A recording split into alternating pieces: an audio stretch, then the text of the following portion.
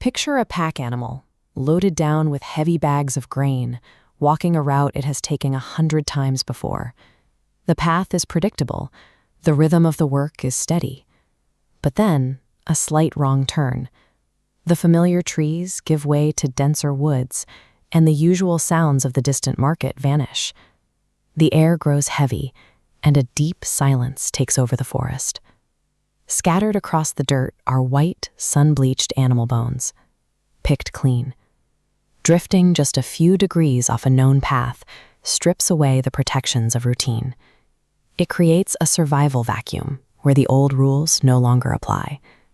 And then comes the deep, low rumble.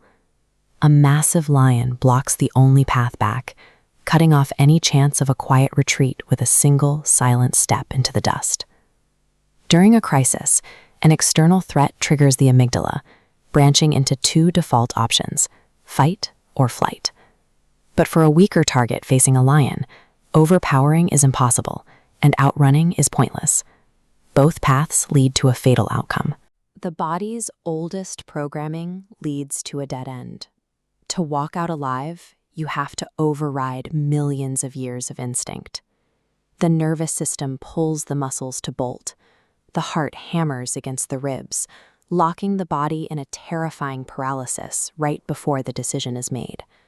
But in that frozen second, a piece of practical wisdom cuts through the panic. Displaying fear only emboldens and energizes an aggressor. So instead of bolting, the animal sits down, right there in front of the threat, and begins slowly chewing grass. This is the stasis protocol. It is the deliberate choice to project indifference in a situation that demands a reaction. By refusing to react, the intended victim shifts the burden of action onto the attacker. The predator is forced to hesitate, waiting for a cue that never comes. The predator stops.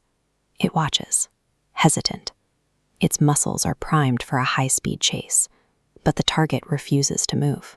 A predator's attack relies on a sequence.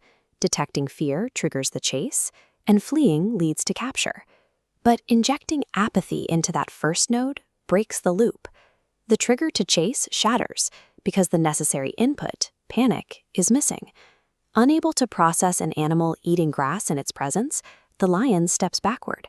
It retreats to a distance, its brain unable to compute the lack of fear. Presenting zero fear strips the threat of its trigger. The danger is stalled through psychological confusion rather than physical force. The standoff draws an audience. An opportunistic scavenger slinks out of the bushes, looking to capitalize on the tension. It moves in close, baring its teeth and using vocal intimidation to elicit the fear that the apex predator couldn't extract. The calm holds. The response is simple and logical. The lion already decided this wasn't worth it. Is the scavenger really prepared to prove the lion wrong? The scavenger freezes, its intimidation tactic failing to produce a result. It quickly retreats into the brush. A manufactured calm, once tested and maintained, acts as an invisible, universal shield against those looking for an easy target.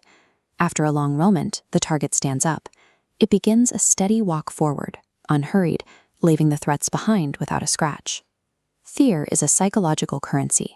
Every sudden crisis, every loud bully, every volatile situation demands it as payment. Refusing to pay that currency strips a threat of its momentum. Without the reaction they expect, they are left without a clear way to proceed.